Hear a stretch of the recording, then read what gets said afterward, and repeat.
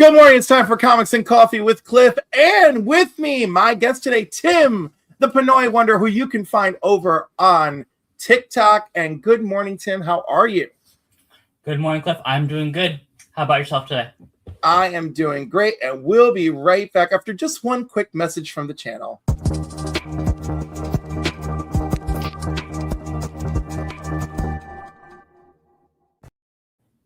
Tim, I don't expect you to, misbehave, but since I do all the time, I have to put the warning.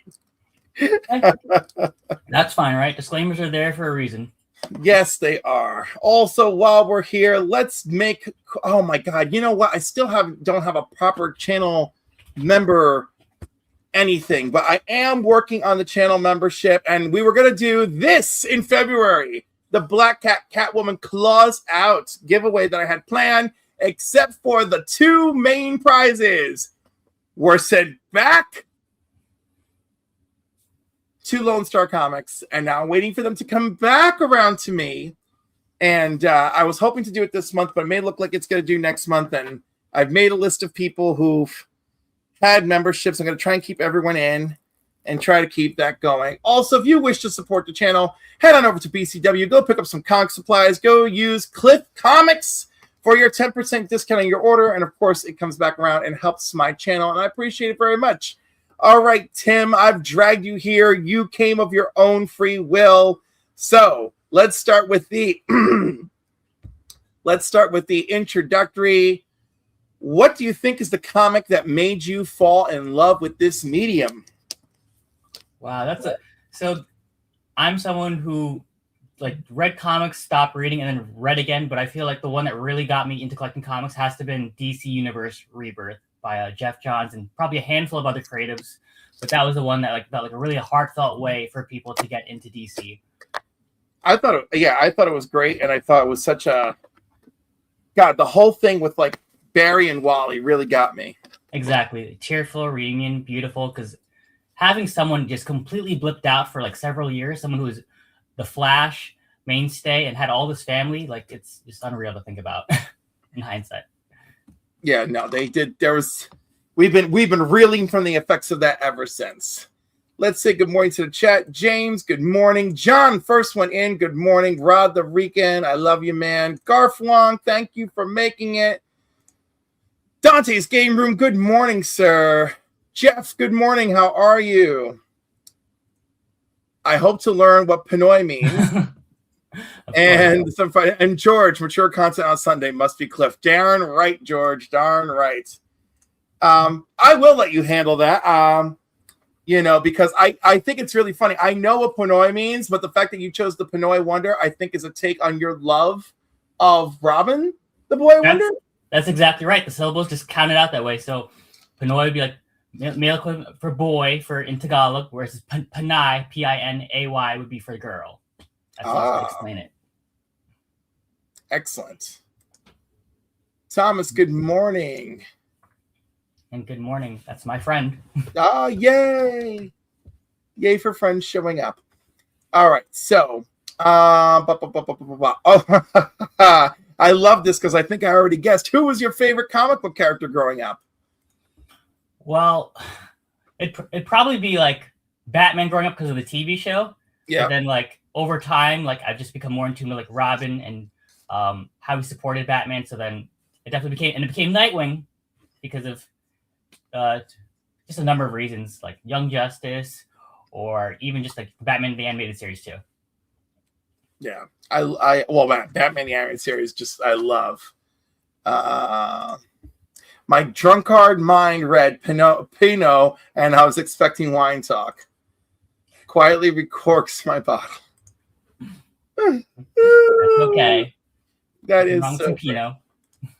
There's so much to love about Dick Grayson. I know that I talk about him and his canned hams all the time, and which is funny. People are always asking me why is Dick Grayson this cover boy model? How was he chosen? And I was like, George Perez, New Teen Titans. There's your answer right there. I was like, he was the first to thirst trap that man, and it's been nonstop ever since. Yep, nonstop jokes about his butt for any run at least. And when Jamal Igle was working on the early run of Nightwing, he told me he intentionally gave he intentionally gave Dick Grayson that ass intentionally, and I was like, that's so fantastic. Kate's Comics, good morning. Good morning to everyone. So here's a fun one. What made you decide to start talking about comics on TikTok rather than just collecting privately? So basically, there is this creator on IG. His name is Marcus Comics. He started posting content. I started engaging with it. I joined his Twitch, his community, and he encouraged me to actually make content. So I was like, you know what? I will try to work on the video, and then slowly it just became almost an everyday thing. At least starting from January, I've been posting pretty much every day on TikTok. I post some of it on Instagram, but it's definitely something I stick to mainly on TikTok. Okay. I'm excited too. Yeah. Oh my God. I'm just reminded that John and I have a show on Thursday where we're going to talk movies. My calendar is really full. And part of me loves it. And part of me is like, am I ever going to take a break? Will I ever relax? Will I ever? Yeah, when you were posting your schedule, I was like, this is all you. That's no, it's unreal. Not. No, the Sunday schedule is not all me. The Sunday schedule is for the community. And I'm starting to think I'm going to need to create a separate Instagram account because every single week, somebody will say to me, oh my God, you're so busy. How are you? And I'm like, no, that's not all me in one day. I'm on 2-3 times at worst on a Sunday. Okay. I'm around, So it's sometimes it's comics and coffee in the morning, always with the Council of Comics at 5:00. And sometimes I join somebody else on the stream later on Sunday for some reason. So number 1 and number 3 are sometimes, most likely usual is at 5 p.m. And every single week, people are like, oh my God, how do you do it? You're everywhere. I'm like, I am everywhere, but not all in one day. Exactly. You're not multiple man, and you're not. I am not multiple man. Also, I'm not making multiple dollars. None of that is happening. Rattlesnake, it's good to see you. And Alan Ray, good morning. Good morning, Alan. That's my best friend. Oh my God, that's so sweet. Yeah, he got the shirt actually I'm wearing. I don't know if anyone here likes One Piece, but this is a New York Yankees One Piece collaboration. That's awesome. Yeah, and out of the show season 2 that came out this week. Who was your buddy who I met at King Con? Oh, that was my friend Connor, who doesn't really post at all on socials really. Right, but he's new. He's still a newish collector, right? I'd say no. He's probably collecting at least just almost as long as I have, honestly, more than 10 years. Oh damn! All right, good for him. Yeah, I love how ready he was. I love how ready he was to jump into it.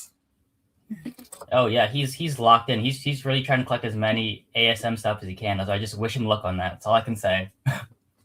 I guess right, exactly. You gotta. Some people want a full run. When it comes to ASM, I just like to have some keys.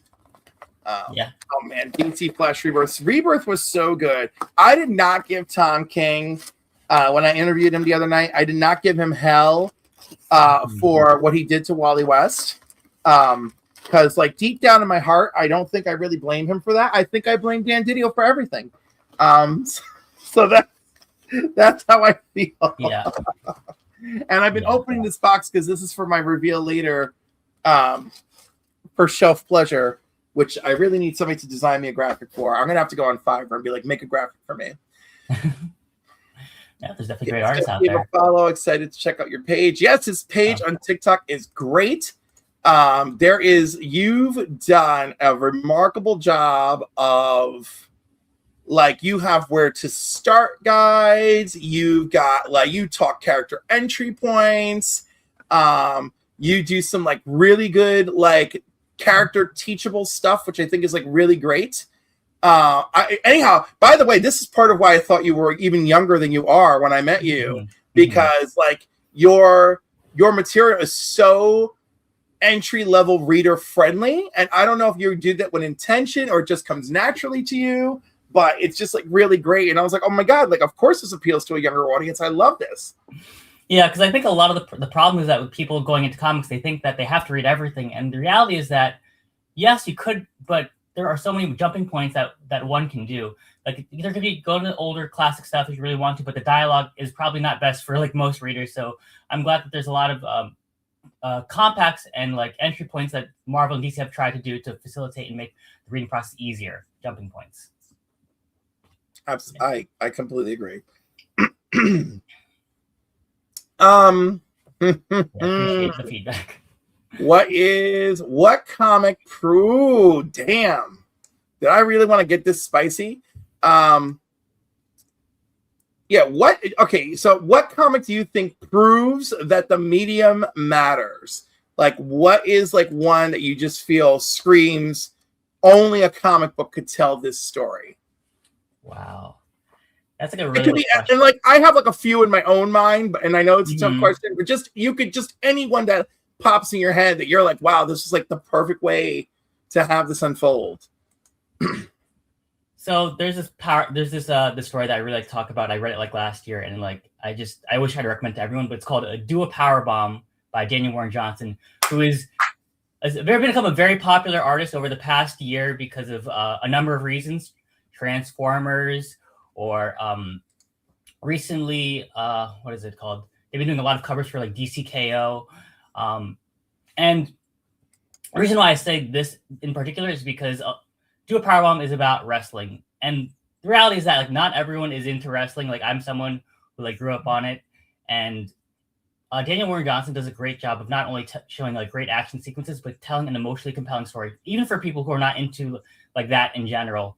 And the other thing I love about the story is that not only because it's about like taking place within like a galaxy, a lot of fantastical sci-fi elements about it, but the other thing is that he tells a story that you think you know it's going to happen, but it's not exactly what the best possible ending, but it's exactly what you will need when you finish it. Like I actually cried when I actually. Almost everyone I know has cried. I cried.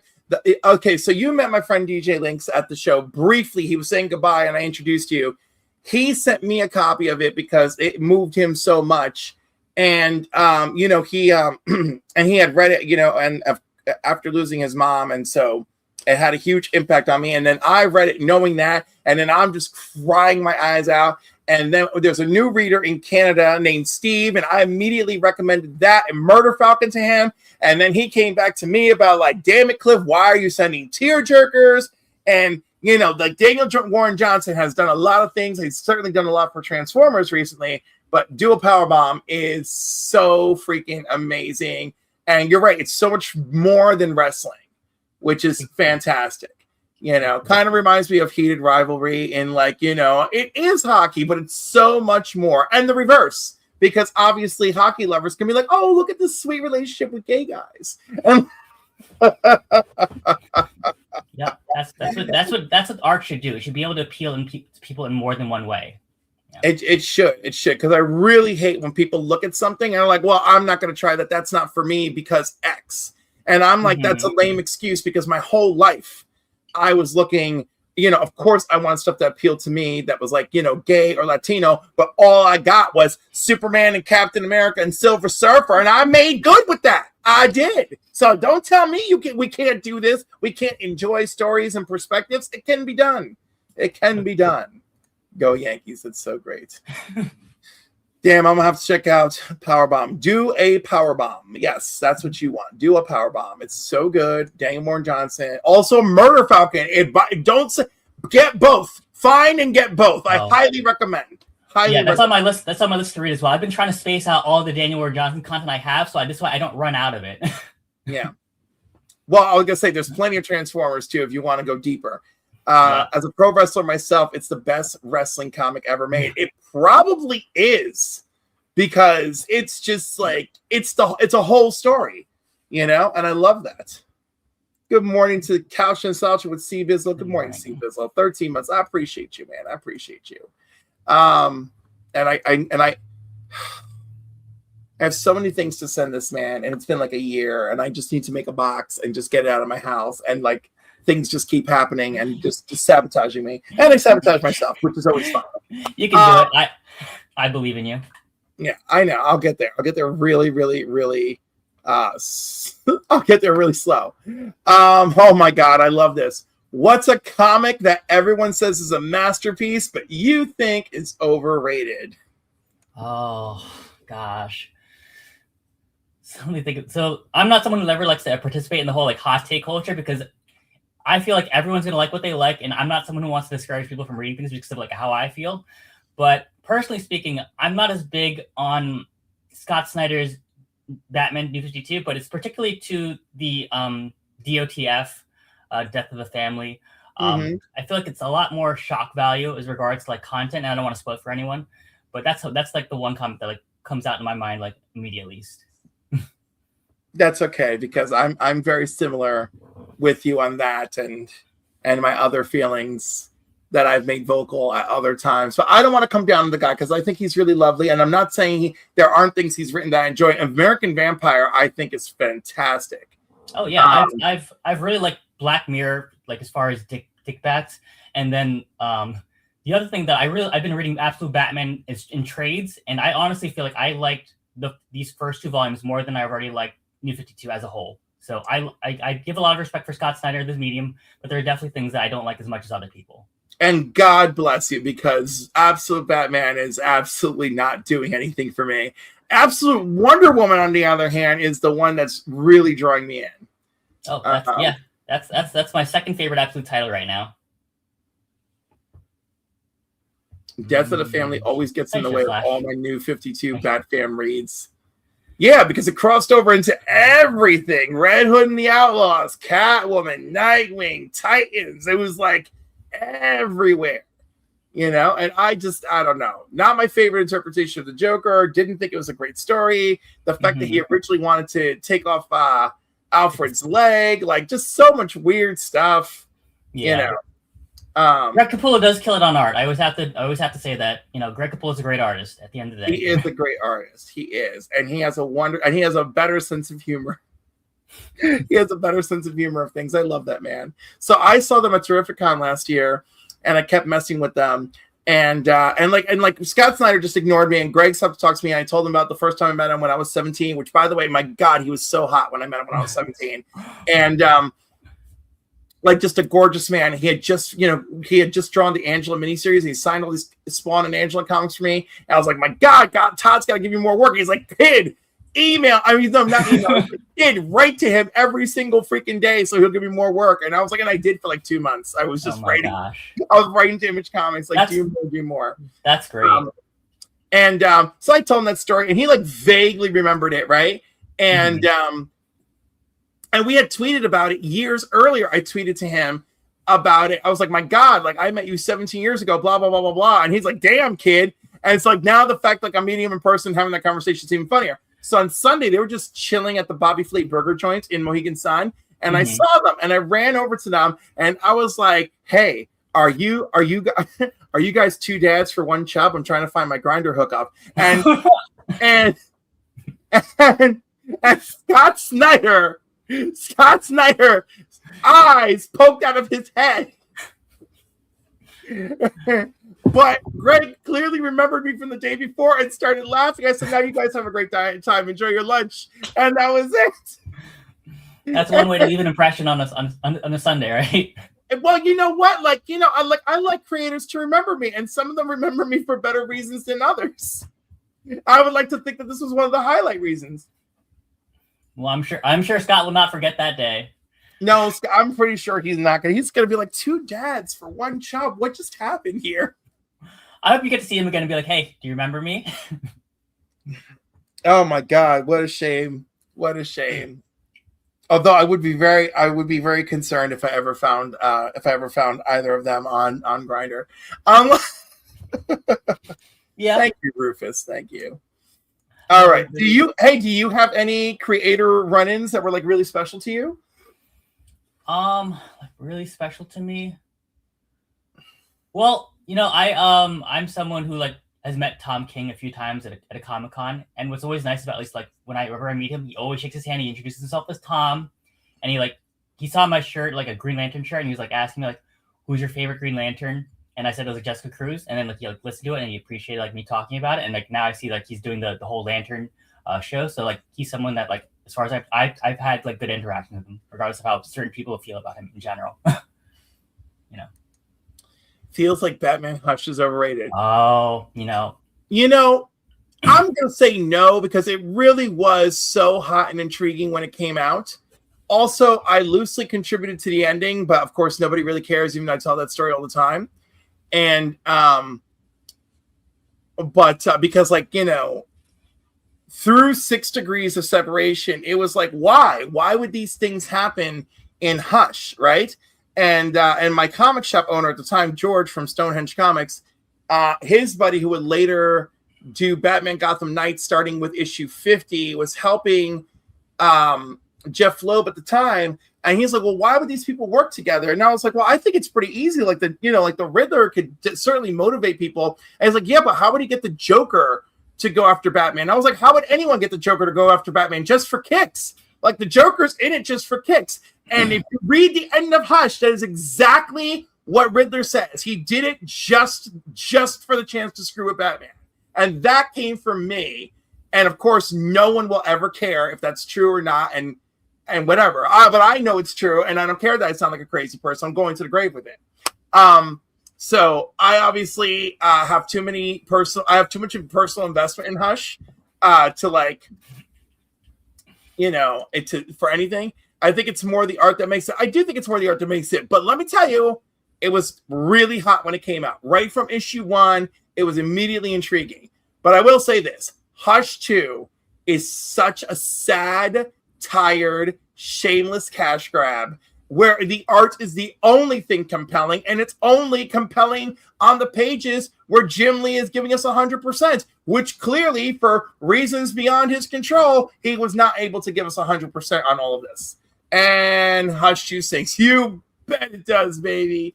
I have not like read a single issue of the entire like Hattush, as someone else has called it. I call it Hattush all the time. I love it.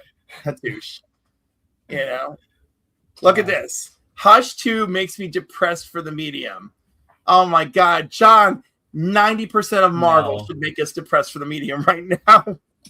Like, people should always keep in mind, even if there's one company that's doing bad, there's always be another company that will be rising up as a result of it. Like, there's so much great stuff in like indie or just like I've been really big on other DC stuff. Not that particular title, but like I've really liked Nightwing as a whole currently, and a lot of the Absolute titles as well. Of course, the Absolute titles are bringing people into the shops. It's putting butts in seats, as I like to say, metaphorically speaking. But also all the all-in stuff has been really good. Like DC has really been doing well. Image is still killing it. Like Image is like very comfortable. I like, screw y'all. We're independent. We're at number 3. We don't give a damn. Everyone here is happy and making money. That's that. Good morning, Christina Payne. Love you. Good morning. Good morning. Current X-Men comics definitely cause the same reaction. I know. It's a sad day. It's a sad day in X-Men hell where one of the best written X titles is the Cyclops solo series.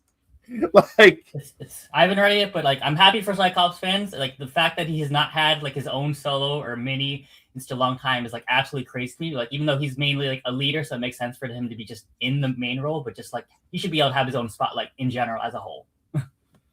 Yeah, I agree. Did you buy like certain variants for the for that Cyclops? Like there's a lot of good ones out there. I got like one because my faith was just like so not into it. Seabiz was still enjoying X-Men stuff. X-Men is not firing for me right now. The only thing we completely agree on is Storm. Storm is one of those things where the same creative team keeps coming back to just do her next arc, is starting on another number 1. And like same thing with Scarlet Witch, like Steve Orlando's been writing Scarlet Witch for years now, but it's always starting at a new number 1. It's Scarlet Witch. It's Scarlet Witch and Quicksilver, Scarlet Witch and the Vision, it's Scarlet Witch Sorcerer Supreme. But the same team is there the whole time, and I'm happy with them. But like also I'm like realistic that like, sometimes it's just not gonna all be for us. I don't have massive problems with Dan Slott, but I think he's been awful on Superman Unlimited. you know? But I'm willing to give him a shot on this whole Spectacular Spider-Man Brand New Day thing, whatever the hell it is they're going to try and jam down our throat now, because I think he could probably do it, and I'm all right with that. So I don't know. Maybe I still have a little bit of optimism in me. It's good to have optimism. Like, definitely after a while, there are definitely creator stories that creators can run out for. But as long as they have freedom to try new things, I think there's always potential for a story that's worth reading. Speaking of worth reading, my next question, which is fun.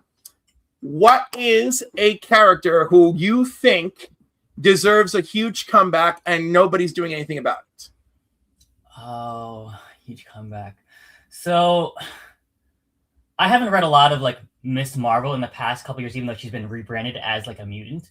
But like, I feel like she's been out of the spotlight, at least as far as I can tell. Well, she was kind of had that whole little like miniseries, but like as far as like her being an Inhuman, the Inhumans in general, I feel like just have really gotten nothing besides just that one mention in the latest Imperial, and they're a group that I enjoyed like the limited series by Paul Jenkins a while ago. I enjoyed their appearances in the original Fantastic Four, and they're a team that I feel like deserves more respect in general. Like,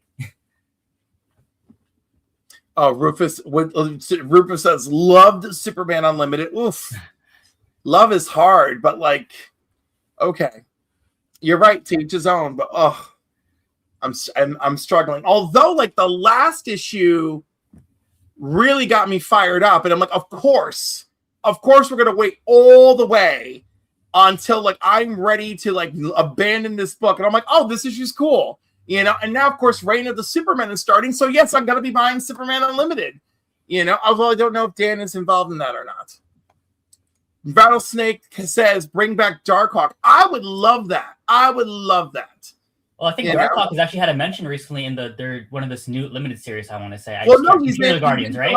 He's in Imperial Guardians, whatever that is. Yes. Yeah, Darkhawk is there. Although it's not we grew up with him, Darkhawk. Christina Payne, Tim, thanks for being with us today. Well, thank you for the big push I want a big push for Vixen. I also want Black Lightning to get the Storm treatment. If you're not going to give him an ongoing, then like every 6 to 12 months, give me a new Black Lightning series. Just be like, give me Black Lightning team up or some bullshit, and then it's like Black Lightning Black Lightning premiere. Black Lightning like Titans trainer. Like I don't care. Just keep giving me Black Lightning. Just him and his daughters. Just have them everywhere, Yeah, I'm really wondering like what DC is going to be doing as far as like the characters go specifically, like Vixen, as well as Black Lightning, because they're characters that have been part of DC universe for a long time. They've been acknowledged. I know Vixen has been mentioned in the Justice League Unlimited, and there are people that just want those people to have their fair share to shine. And I know that the history of the Dakota universe was saying that people are trying to push, hey, buy this book. Force DC to listen to like people who want these characters out there, and like Milestone as well. Yeah. Oh my God, Milestone! The Dakota incident going to second print warms my heart. I thought it was such a great book to reintroduce those characters. I heard some people complaining about the continuity shift, but I think it's sick. I think it suits. We need a little continuity shift every now and again to layer in for the modern era. So like, I'm kind of okay with it. I'm more than kind of okay with it. I very much enjoyed it. I thought it was great. And apparently John and Heroes for Hire Club Matt and Brian Couch and Steve Lizzle are going to team up for a How Marvel Can Turn It Around in 2026. Congratulations, guys. Yeah, that's a video we all need to see from you. I hope the editors listen to you, because that's what I feel like. The editors need to like listen to their readers a little bit more. Like regardless of how much they sell, there are fans eventually that are going to jump ship and drop titles. All the time. Look at me. I love Superman the way I love Breathing Air. And like, and I was like, I don't know how I feel about Unlimited. Zarsky and Williamson back at Marvel. I think they have a shot. Yes, those are things that are true. Okay, I'm deviating. I'm getting distracted. The ADHD is taking over. Oh my gosh. Okay, agree or disagree. comic book creators make very little money. Gosh, it's I feel like it's hard. I definitely agree that, because, and I can't really say because I don't really know how the contracts are settled out, but like the fact that people are, as far as I've read, is that people who have a book out for Image, they do have to front some of their own money to like help push their stuff out, which is a shame, because obviously I know it's independent creative work, but this company's been expanding, like, you know, obviously enough since like the 90s, so they should be able to like help and make it so that creators don't have to front some of their own to like finance their book as promotion wise. Yeah, but again, you own your own property at the end of the day. Yeah. So I'm actually okay with it, right? Because like if I ever did something with Image, like and of course I want to own my own stuff. Like, and I don't, and I was gonna say, look how much you have to front to do your own Kickstarter. You know? I mean, so like there's just no ifs, ands, or ways about it. So that was bad, but I do agree creators make like nothing. Agree or disagree. Deadlines are hard. Deadlines are hard. I have to give a credit to a lot of there was a period of time where these books, they would be double shipping, so they have to be doing double the amount of work per month. And I don't know how much you like read manga at all, but like their deadlines as far as manga are like are so different. They have to keep up with like a weekly schedule, and they have to draw and write out their story at the same time. So deadlines for any creators are just like unreal. And I feel bad for some people who aren't able to like put out the story they want because they have to meet them. So I hope that, you know, workload can be balanced better for them. We can all right, we're gonna agree on that one too. All right. And last one, agree or disagree. Books take a long time to produce. They definitely can. I think it all comes down to the thing is a lot. Sometimes it comes down to the artist. Like we're talking about Hush, right? Jim Lee. No. I'm talking about period. Like as a misconception from comic book readers that they just take a long time to produce. Oh, I mean, obviously, I would love to pick on Hush 2 right now, but I'm not. I'm just being fair. Oh, okay. I'd say fairly, yeah. Just like or not really. I know a lot of people who they need at least 6 months lead time to like get the ball rolling properly. Oh God, I made such a huge list of questions for you. Oh, really? Oh gosh. Yes. Ooh. All right, this will be my last one and we'll move on. What's something you wish comic book fans would stop arguing about? Oh, there's so many things. Yeah, there are so many things to like argue about. Like, people are just really particular about things, but I think the biggest thing is that I don't like people arguing about. You ever heard of this thing? Like, there's this trend where people are talking about like LARPing as related to like comic book fans. Like, you're not like a real fan unless you like read X or Y, or if you don't know this fact about a certain like character. Like, yeah. You can't expect people to like keep track of all the things, especially like continuity changes, canon, retcons, God knows what else, and just.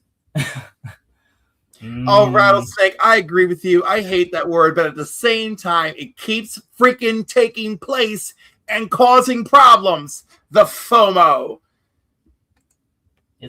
I mean, I usually use that word, but it's just more of just to like discourage people from feeling the need to buy everything. Like, it's okay to not buy everything. It's okay to not read everything.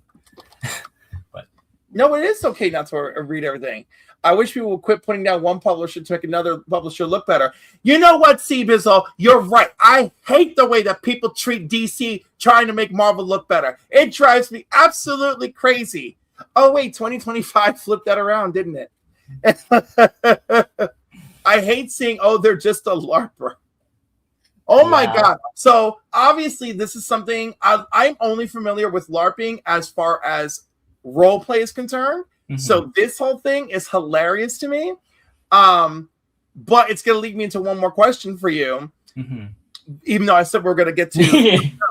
That's All okay. right. Okay, this is something I have immediately. Like, thanks to you and Rob Worst. Okay, Mm-hmm.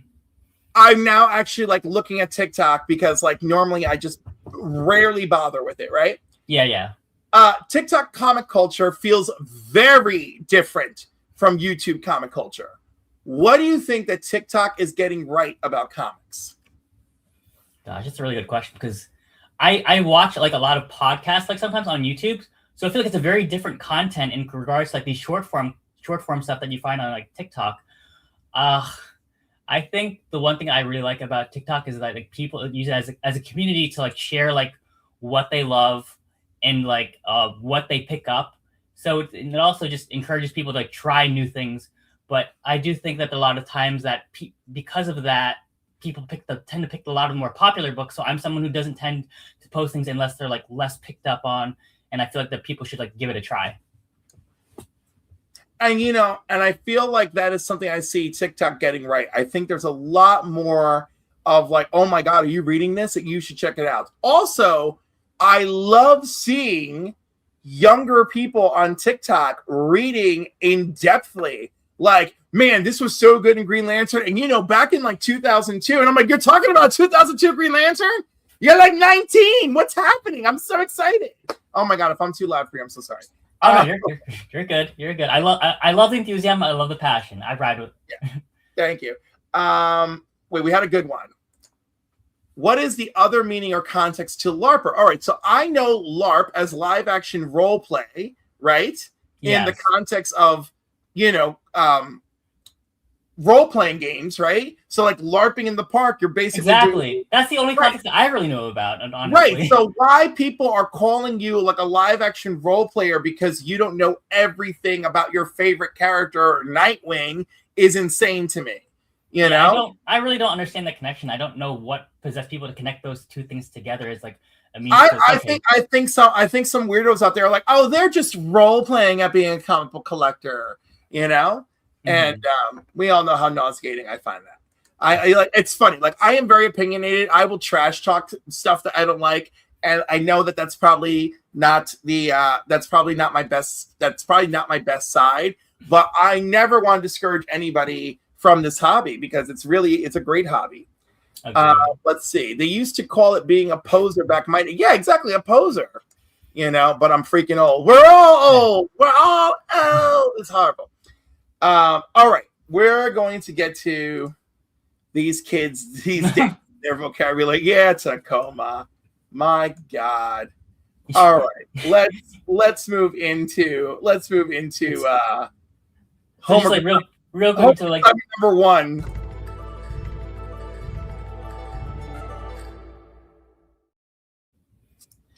All right, so for comic of the week, I'm actually going to go first on comic of the week because I'm going to be really, really weird about this. So my comic of the week is comic book size, but it's the magazine you demanded, Comics the Magazine, which we have not seen. Something like Wizard Magazine, Hero Illustrated, Comic Book Journal, all that good stuff. We haven't had something like that in a while. This book promises to bring that back. It's got creator interviews. It's got lists. They tell you where their lists are coming from. Like their 100 comics in the back is information from Shortbox. Their list on hot writers and artists. They have notations about why this is their list of hot artists and writers.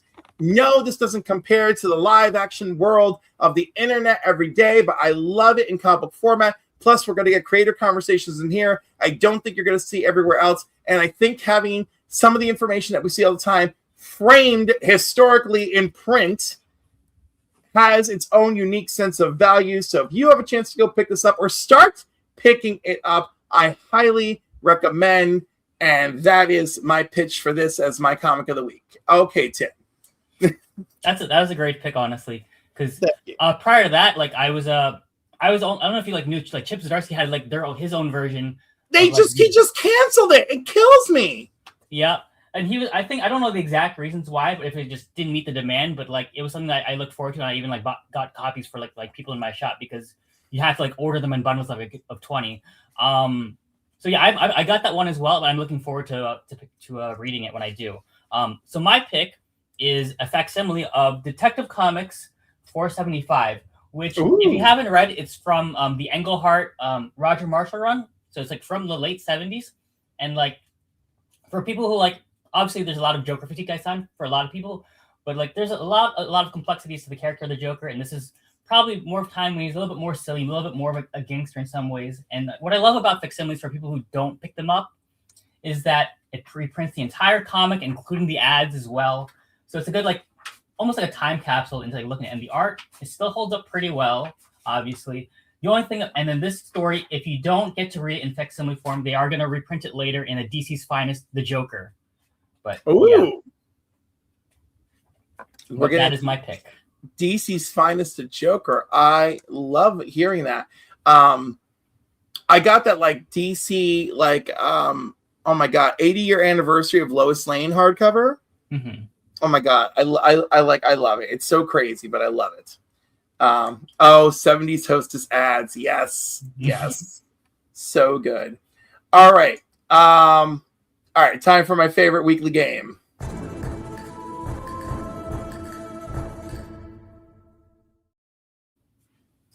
And as usual, it's brought to us by Cover Price. This is the Cover Price 2-year retrospective from March of 2024. We're looking back 2 years ago, and boy, were things exceptionally different then. At number 10, we have Edge of Spider-Verse number 1, the introduction of Weapon 8, a Cyclops Spider-Man hybrid who's here to just hunt down other rogue Spider-Verse minions. He's actually in Spider-Verse versus Venomverse, and he's like, and like first issue's like, yeah, I gotta kill, and they're like, oh, this guy's intense. So sir, the game is rated or hate it. If you choose to rate it, we're rating on a score of 1 to 5, and if you choose to hate it, we're gonna take a pass on it, sir. So Tim, rate it or hate it? Gosh, I don't really know much about this character at all, so I will have to say hate it for now, because I just know nothing about this character. But I still love to hear from you. I mean, people were really a buzz about it. And hey, if you are into the Spider-Verse of it all, probably worth checking out. But also, I don't really mind passing on it. And like, if you could find this at dollar bins at this point, I won't even be surprised. Seabizzle gives it a 3, and Matt is giving it a 2. I think, yeah, both are pretty fair. All right, next up at number 9, this one's going to be harder for all of us. It's Ultimate X-Men number 1, the Aka variant. It's a 1 in 25, and of course it features Maystorm on the cover. Rate it or hate it? God, that is a beautiful, beautiful cover. So you said like a 1 to 5? Yes. I will. I'll give it a 4. I'll rate it a 4. Okay. That was a 4. Well, you know what? I do enjoy the series. I think it's a fabulous cover for a 1 in 25. I'm giving it a 3. And I'm only giving it a 3 because like somebody out there has to have this, and I don't blame you. And if I came across it, I'd probably grab it myself. So I'm going to leave it on that. Now I'm going to have to go back one. So the guy in the bottom left-hand corner is Spider Bite, for anybody interested. All right, moving into number 8. Number 8 is Pearl number 1 from the creators of Jessica Jones. So Pearl number 1 was of course Amazon Studios was interested in this, right? So it had a big, huge boom. Nowadays, you can find it back in the dollar bins. Rate it or hate it? Gosh, I really like the cover a lot. This is not a series I know like very little about, but I wouldn't really like probably pick it up in general. So I will just give it a rated 2, just to be nice. Yeah, I'm just gonna give it a 1. If you really enjoy Bendis's other works, this definitely is one of his better not superhero works. The next one is really fun. At number 7, it's Ultimate Universe number 1, which of course 2 years ago, man, this book was the all-encompassing introductory issue to the Ultimate Universe. You got Maystorm and Black Panther, and this book sold pretty hot for a while. And now, of course, it's tepid. Now we're back to some tepid temperatures.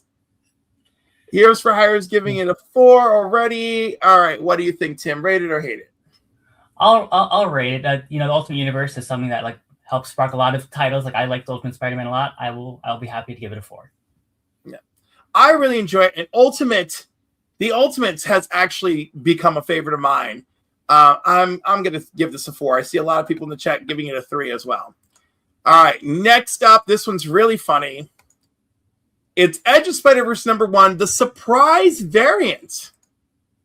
So apparently this just showed up at LCS's, and it was like, hey, here's a thank you for buying our book.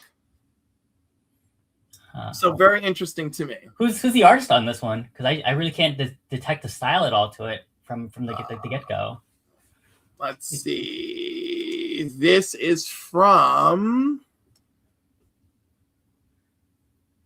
Oh my goodness. And the link that's supposed to tell me doesn't work. What is this? Edge of Spider-Verse. Edge of Spider-Verse. #1. I like my Spider-Man, so I'm just inclined to just give it a 2. Right? Because of the Spider-Man love of it all. Exactly. Where are you, surprise variants? I know you're hiding somewhere. Somewhere out there. Yeah, Edge of Spider-Verse. $50. Wow. I guess that's how it works when it's like a secret, like you said. There's just like limited numbers, just out there in the wild. People jump all over it. I'm curious to see if anyone in like the chat has like ever seen this like when they came out, or even has in their collection. Yeah. Like well, this is weird. I'm really not finding much on this book. How very interesting. Let's see if I find it on eBay. All right, it is on eBay. 1 per store. Mattia De Luis Spider-Man surprise variant. I see. You know what? Just for the fact that it's so difficult to get some info on, would probably make it worth adding to the collection. So there we have it. Just because of Spider-Man. And I didn't hate Edge of Spider-Verse. I'm going to give it a 2. All right, at #5, it's an oldie, but for a lot of you, a goodie. It is Spawn #1. It's back. And listen, the price has barely been affected, which is impressive. Rate it or hate it. It's the Todd McFarlane classic. I've never read it, but it's absolutely iconic. It gave birth to independence for degree, right? And Todd McFarlane, I haven't read much of his work, but like it's iconic. So I feel like I'm just inclined to just give it a 5, even if I might not like the story and I might not read anything about it. But that's just the reason why, influential-wise. Too many copies out there. I see a lot of 4s. I'm going to go with you. I'm actually going to say 5. And I rarely say that. And I'm not encouraging for anyone to buy outrageously priced copies of this book. There are a cajillion 9.8s on the CGC census. Do not pay more than $125 for the book unless you get the error printing or a signature series, okay? Or the 9.9 or whatever. But in reality, no. You find this in a 9.8, you stick to $125, you hang on to those guns. But should just about every collector have one of these? I wholeheartedly agree. You can still pick it up for about $30 at a convention, and don't you dare pay $1 more. And so I'm actually giving a 5. Rattlesnake actually agrees with me. And one of the comics that made me hate Image for a lot of years, obviously that changed. See Todd, buy Todd is what Heroes is telling us. All right, at #4, Ultimate X-Men #1, Peach Momoko A cover. Oh, girl, how this fell. But you know what? I got to give it to her because even though I was not staying 100% on point with this book, she put everything into it. Ready to read it. I gotta read. Like, even if I didn't read it all, like reading her like one of her last messages about how she wasn't ready to like see her story and her characters go, like absolutely like crushed me, because it's very rare that a creator gets to write and draw a story that they really wanted to, and obviously there's more that could be done, in theory, but like and it's a style that is very different from like anything else that Marvel put out. So I'll have to give it a 5 because other reasons just like that, even if I don't keep up with it. Again, I'm going to agree with Rattlesnake. I'm giving it a 4. I don't, 5, I really reserve for everybody should have fair. one. But like, I'm giving it 4 because I feel strongly about it. And I do feel, and I am going to go and fill in the run eventually, mostly out of guilt. And Seabizzle guilting me. That's right. You heard me, Bryant. And so, yeah, I'm giving this one a 4 at number 4. At number 3, something we're all more familiar with, Ultimate Black Panther number 1. Obviously, this also exploded onto the scene. But again, the mighty have fallen, with Raws dropping to about $21, which is actually pretty decent. But the graded coming down from 100 to 45. Ouch. Huge. Rate it or hate it? I'll rate it because even though I've read buzz, I will give. I know like my one friend's like some people are like really high on it and it's underrated. A run. I'll give it a 4. I'm gonna give this I'm giving it a 4 as well. I really love it. Don't know if it's for everybody, but it's for enough people. The time jumps for the Ultimate books has been like hard for people to digest, and I completely understand that. And it certainly makes this book difficult at times, but overall, I think it's been an outstanding series, and I hope they continue to do stuff with this. I hope now that they see, we really have to course correct ourselves on Ultimates. I hope they do something great with it. At number 2, not much of a big surprise that it's Ultimate Spider-Man number 1, the A cover, which is still seeing some good dollar value. In a Raw at least, and it's taken a bit of a hit in graded, but still incredibly popular.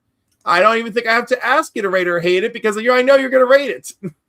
Yep, that's for sure. Like this will probably be like one of the last times I buy Spider-Man for a while, because I am someone of the belief that Marvel hates Peter Parker to be happy, does not want him to be happy. Gave him a family, gave him kids, gave all the supporting like cast like reasons to like stand out. To a degree, I feel like there's less Spider-Man than people wanted, but as for what it did for Peter for a short while, at least in this universe, I just feel like I have to give it a 5. That's me. I'm all in. I really love this book. Does everyone have to have one? No. But I'm still giving it a 5 just because this has been a very, very enjoyable run.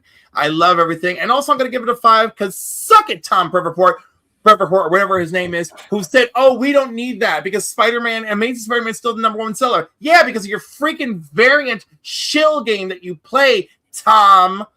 Okay, I see you, Marvel. I know what you're doing, and I'm not playing that game anymore. And loyal readership. They can't put it down because they love Peter, but I can't. Hey, Max, hi. This is my regular show, Max. This is like my regular weekly thing. We're doing Rated or Hate It right now. All right, at number 1, a bigger surprise because in the number 1 spot is Ultimate Spider-Man number 2. Which apparently brings in a little bit of heat. We were introduced to the Green Goblin here and his more on his relationship with Harry and of course we hadn't met Harry's wife just yet, but all that good stuff. Let's see. And hi, Max. I will definitely rate it. I'll give it a 4. I like the design overall. It's definitely different from the classic, but just having the pose of both Spider-Man and Green Goblin, and just like anyone who liked the first one, you should have it. I agree. Seabizzle gives it a 5. You're giving it a 4. I'm also going with a 4. Not sure everyone needs this book, but again, I still think it's a great series. It's so funny because Ultimate Spider-Man has always given us every Ultimate Spider-Man series I have enjoyed, except for that one little weird one, the Ultimate Comics, blah, blah, blah, or whatever that was. I didn't care for that, but all the others, fantastic. And that concludes this week's Rate It or Hate It. We're back to normal. And then, of course, our next segment, which I don't have art for, is Shelf Pleasure, which would be one book you added to the collection and you're feeling really good about. Oh, okay. So I got this, at the King Con, like last weekend when I saw you, right? And I told you I was really high on getting a Fantastic Four Silver Age book. And I was able to, in preparation for Doomsday, I was like, I want to get something with Doom and Fantastic Four. And I was lucky enough to find this beautiful annual #2 featuring the origin of Doctor Doom. Has such an iconic cover, has all the Fantastic Four, and I'm just so glad to finally have this in my collection. It's just a great thing. And it is an iconic cover too, right? That's definitely it. That's fantastic. So my introduction for the week, which I was going to save for a video, but I have so many other things to open, but this is a pretty big deal. Ladies shapewear on the newspaper. How fun. Oh my God. It's so weird seeing newspapers from other places.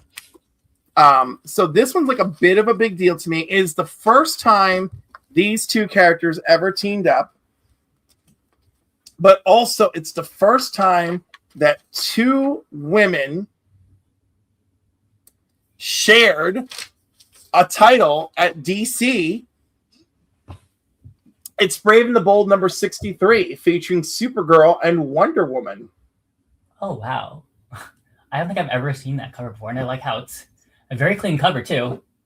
Right? I mean, scoring of 7.5 makes me very proud. Yes, Supergirl and Wonder Woman. There's a Superman appearance in it. Jim Mooney did the cover. Bob Haney wrote the story. It's from December of 65, January of 66. I believe this may have been coming out every 2 months sort of situation. It's the living end, 2 super chicks and a new kick. Supergirl, a Paris model, Wonder Woman, the toast of the jet set. This is so funny. I have like a regular copy coming to me, so a reader copy that I can check it out. But knowing that this is the first time that two women ever led a DC comic book, and of course it was 1965 at the point of publishing, I feel like just high marks. Plus Supergirl and Wonder Woman means so much to me, so having the book, so good. Huge progressive book. Agreed. Look at that. So yes. Oh my God. What year was it? Do you remember what year your annual was from? It says 60. It says 64 on it. So it's not far. It's not that far from where. Right. So we're very close in time frame for our choices. And then let's see. Awesome. What year? Love seeing the characters share a title. I believe they're strong enough to do it more often. You're so funny, Max. Bringing share into this. Oldie but a goodie, yes. Okay. Oh, Garth Wong for the 2 super chicks. Thank you for the super chat, Garth Wong. This one is for you.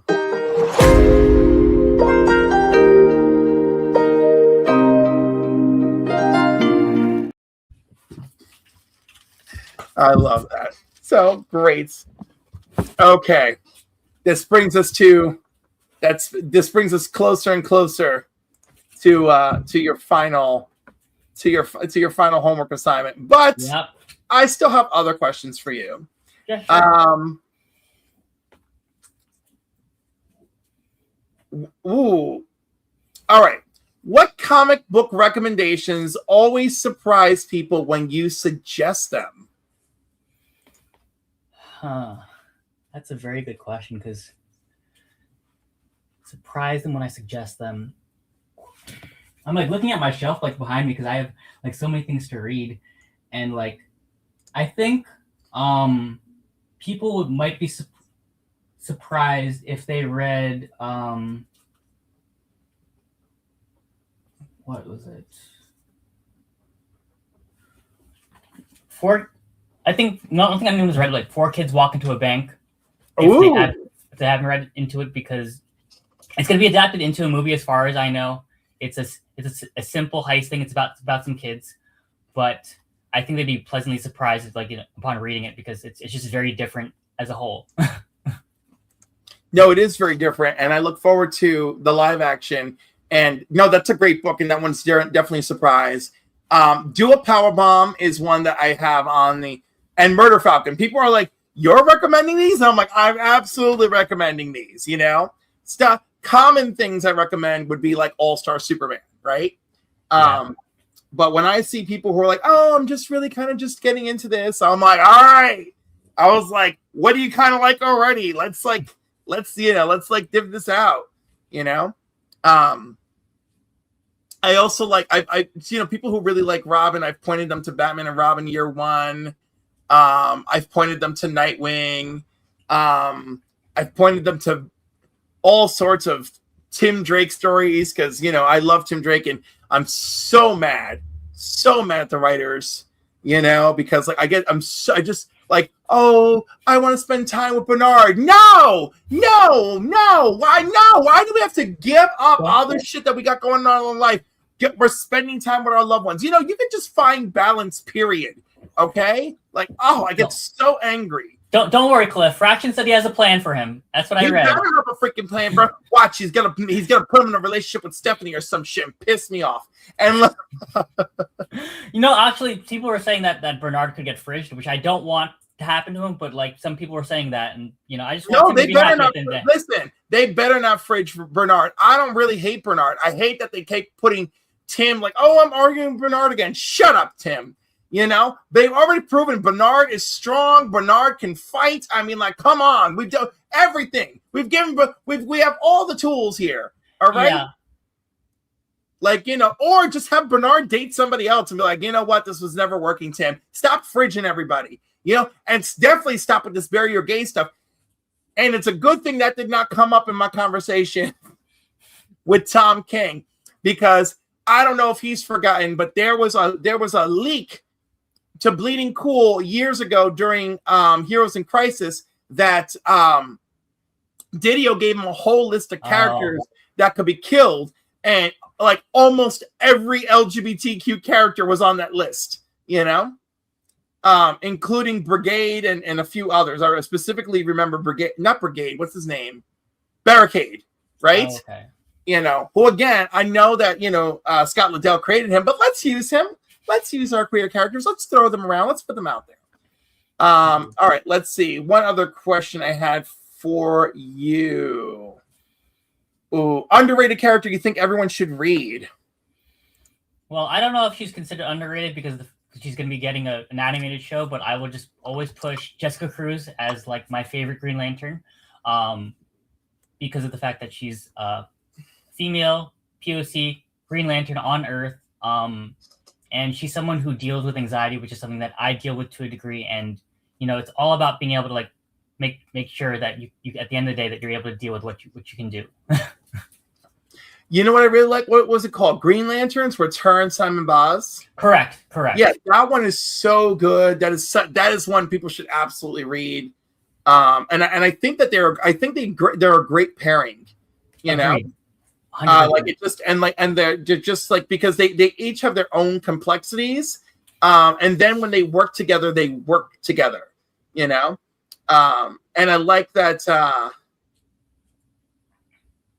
I like the way that they address Jessica's anxiety, and we go from a place where it's crippling to it's actually Barry Allen who like coaches her through some of that, and then we get to the point where she's a superhero who manages her anxiety.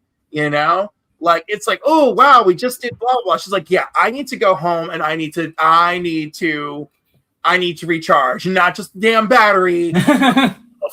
Okay, like unless it's literally another damn crisis, you just know I'm going to be home.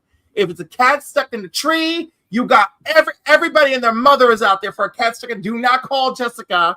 All right, only beat me if it's the end of the world per Buffy Summers. Okay, bye. And like And yes, it was Bunker who I was struggling with. So much. Yeah, So highly underrated run. I hope it gets reprinted in compact form for more people to just explore. Not only Jessica, but Simon Baz as well, who was introduced as the Green Lantern with a gun, but it's not going to be his whole thing. It wasn't his whole shtick forever. yes. Bum bum bum bum bum bum bum bum bum bum. What? Okay, here's a good one. What's something you think the comic book community does really well right now? Gosh, really well right now.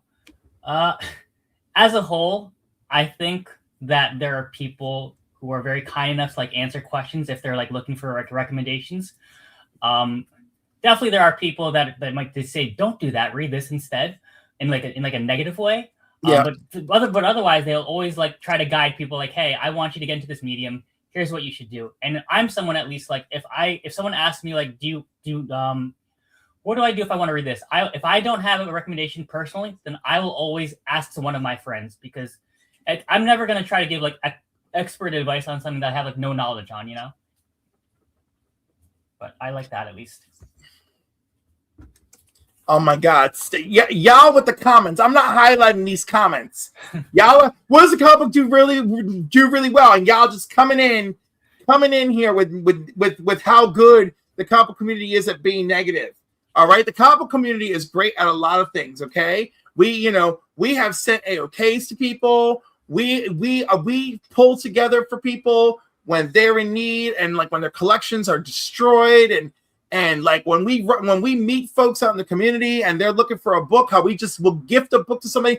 When we meet people who show up in our store who've just started and maybe they picked up one or two books that they like, and other people in the store come together and pitch in to get other stuff from that run for them to take home and enjoy. Those are things that we do really well, because despite all of the complaining, and yes, I know, I'm well aware I'm one of them, but despite all of our complaining and all the very many things, we want to see people enjoying this medium with us. And I think that part is true. And I think that's one thing we're doing really great, is we are spreading our passion about what we enjoy so much.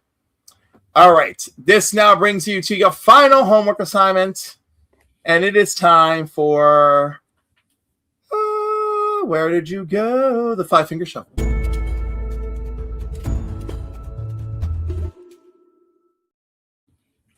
So, Cliff, I think I told you like the other day that on TikTok I'm gonna be doing something fun for like in preparation for there's this basketball tournament out there called March Madness. If you don't know about it, it's like this huge college basketball tournament. And so what I'm gonna do is I'm gonna transform that basically into something related to comic books. So to prepare for that, I've collected a whole bunch of comics from my collection, all X-Men era adjacent related. So I took 5 number ones that happen to be, and they're all like pretty iconic. So first one up, we have this New Mutants number 1. At KingCon last year, I actually got to meet one of the co-creators of the New Mutants, Bob. So he was nice enough to sign this for me, and I'm sure like everyone knows his cover in general. Who's like Bob McLeod, love Bob. And then be very iconic. I probably have the other X-Men number 1s in general by Jim Lee, but this is the one that I was able to find easily, and great cover. And then another X-Men. This is a facsimile featuring, Jack Kirby. Easily one of the best artists ever, doing so much for the Marvel Universe, and I hope like more people consider reading any Silver Age art by him, but it's particularly the Fantastic Four. One of my favorite modern X-Men runs, Jonathan Hickman X-Men, with great art here. I believe I don't know if it's I think it's Francis Liu. But yeah, highly recommend as an entry point for like modern X-Men as compared to how we both feel about current X-Men, And then Uncanny X-Force by Rick Remender. Great run, especially for people who want to like read something with Deadpool featured in it, as well as Phantom X, another great mutant, as well as Angel. But yeah, those were my picks for the 5-finger shuffle X-Men related number 1s. I love it. And they're all X-Men. So good. So good. What do you have a favorite? Oh man, look at John. John's in love with you all day now. Oh, Krakoa era. Hey, John. So what lured you into mutant titles. I think a lot of it just comes from the fact that I liked X-Men Evolution, or like obviously the newest X-Men 97 series has been really good, but and then also just the part of the fact that like X-Men's always about like fighting against prejudice, which is like something that a lot of people deal with, like obviously like minorities in general, but like I just love that, and the fact that there's so much character and heart within like the books. And God Loves Man Kills is like easily like one of my favorite stories in general. Oh man, God Loves Man Kills is just so freaking epic, you know. Yeah, I'm trying to it's funny, my first X-Men exposure was the Dark Phoenix saga. My friend just handed me the trade back in the day, and I read it like over and over and over again. And I'm like, oh my God, I am so in love with these characters. So of course I went to find Phoenix. Eventually I found a trade that basically said like the Phoenix saga. And so it was like everything from like X-Men 100 to like, oh man, was it everything from X-Men 100 to when she actually dies? Something there was one trade that was everything, and it was huge, or maybe it was like or maybe I had to find another volume. But ultimately, I read it, and then I read this other thing that was all about Madeline, and I was like, oh my God, like I am so confused. What is happening? Who's this redheaded bitch? And like I went into like it was just like such a thing, and then I was just like constantly seeking out X-Men stories. And X-Men is one of those weird ones where I started collecting at issue 275, and then like I hung in there until Onslaught, and then I was out, and then I came back for Legion Quest, and then I was in, and then I can't remember what dumbass storyline came that I was out again. And so most of my X-Men love affair is like New Mutants and collected edition stories, or things I picked up and I followed the run to a particular point. Like I'm so on and off with the X-Men, and yet I've read all the key things. Every time Cyclops was a dick, I was there. Every time Professor X was a creep, I was there. You know, every time Jean died and came back, even when there was like a 15-year gap, I was there. Every time Namor did his peck dance for a blonde X-Men, I was there. Now, who are both of your top 5 favorite mutants? Ooh, Max wants to know. Gosh, would you like to go first? I'll go first. Storm, Jean Grey, Nightcrawler, Cyclops is still in there. I don't care. Don't shame me, okay? Right? Give me that tall ass man whose nickname is Slim, and Iceman, because I feel like I have to wear him as a badge of honor for everyone. You know, like for all the people who used to love Iceman, who abandoned him because he turned out to be gay, I have to be there to protect Iceman. For everybody who abandoned him because even though he's a gay character and they themselves are gay, they just don't like how it all unfolded. I am there for Iceman, all right? Because Iceman had one of the worst coming out stories ever. Jean, you nosy bitch. I am there. So I am there for Iceman, for everybody. That is why he is my number 5, and that is painful. But Storm, baby, I love you. All right. Do you have your top 5? Yeah. So I definitely Nightcrawler is one of them, because honestly, I would pick teleportation as like a superpower I could have in general. I will pick. Oh shit! I forgot Rogue. Oh my God! You know what? We're gonna knock out Cyclops and we're gonna put in Rogue. It's fine. I will put Storm, because she's iconic. She's the goddess. And I will also put Archangel, more so because of design than anything. Mm-hmm. Then I will also put what were my other 2 I was going to pick? I will put Magic. Regardless of like her whole trauma backstory, she's like a really cool mutant in general. And then I have to give it to Kitty Pryde, or Kate. Shadowcat, however you like to call her. I love Kitty, and how dare they? That Kate shit has me so tired. Oh, what? Kate is an adult name? I know an old-ass woman who goes by Kitty, and she is lovely, okay? She's 63. Call me Kitty, and she's fucking great. I'm here for... And I have to walk around in this life, okay, with a name like Clifford, and I have to own it, all right? So Kitty can own the name Kitty. And let's see. We got Storm, Kitty, Nightcrawler, Emma, and Mystique from John. Great choices. Magneto would be number 6. Yeah, Magneto is in my top 10 for sure. Yes. Iconic. And you see, John, Magneto ain't no piece of cake either. Yet somehow you'll find more forgiveness for him. You know, a man who pulled a nuclear submarine and its missiles right out of the freaking ocean. Just saying. Nanny, and Dupe. It's so funny. Those are horrible characters. Except, no, Dupe isn't horrible. Nanny is. Oh, my God. Any other questions from the chat before we wrap up, guys? This is your last chance. In the meantime, this week, I'm going to be on Carlos Collects on Wednesday night, which probably means I'm not going to sleep. Carlos will be my guest here on Comics and Coffee next Sunday. Also, John and I are going to be on the 10-1. I don't even know what we're doing. It's a version of the 10-1-1 on Gary B's channel Thursday night at 8 p.m. Eastern. And I can't remember. I think I'm with Fable. I'm doing PCP movie night Monday night. We're doing Martin, which is tomorrow night. So that's a whole thing. Later today, you can find me on the Council of Comics at 5 p.m. And even when Magneto was wrong, it's still right. Well, you know what? I mean, he was right in the most horrible way, but he was also wrong in the most horrible way. I'm going to give you that. Tim, anything you got that you would like to promote? I want to promote a certain image title called Wrestle Heist by someone named Kyle Starks. Who, like, even if you're also, it's one of those titles where if you're not into wrestling, you might still like it. It's a fun series. Definitely a little bit of offbeat humor, but for anyone who likes wrestling, they will appreciate the references. It's got its own unique style to it. I don't know if anyone knows Kyle Starks in general, but he's definitely got a more of Ricky and Morty style. And it's clearly the title is clearly what it's about: wrestling and a heist. Someone's gonna pull a heist, and I love heist movies.